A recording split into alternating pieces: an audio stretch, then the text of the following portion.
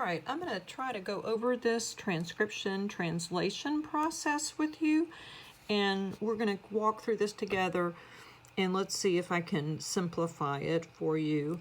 So what happens is you have DNA, and DNA is stored inside the nucleus of each cell, and it stores basically the information that's going to be passed on in how to build your body's proteins.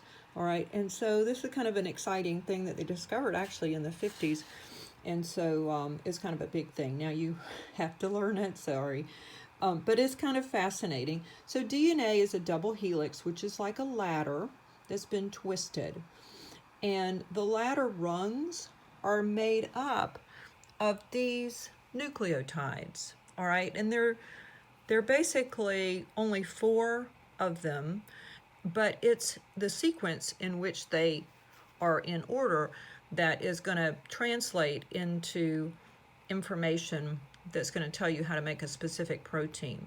So what happens is the DNA is split, and it is, once it splits, and it's with the help of this enzyme called RNA polymerase.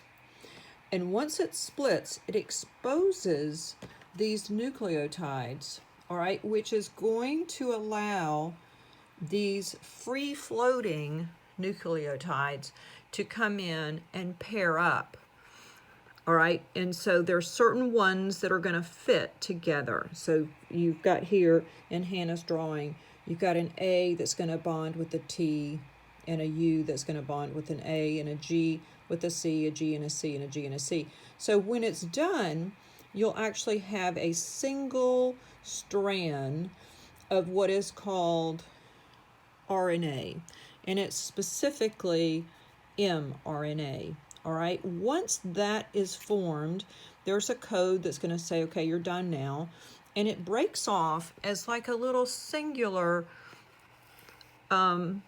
piece, all right?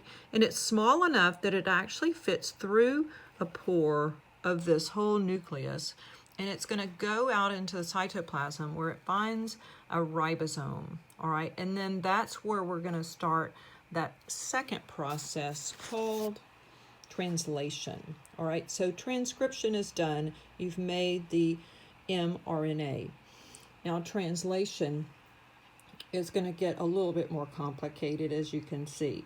But basically, what happens is you have this strand of mRNA that kind of goes through this factory situation, which is the ribosome, and it's going to be matched up with specific amino acids. Now, proteins are made up of amino acids, all right? And it's in the sequence that they're put together that's going to create a specific protein, all right? And so that's kind of, I think about a little lady that's crocheting or knitting, and so she's actually looking at the directions, and then she creates either a pair of socks or a sweater. And so these are the directions that are needed with this mRNA. Now, they're read in 3s, which are called codons. So you have that, remember we talked about the message with these nucleotides with the GAU, here's an example. So that would match with a specific other type of nucleotides.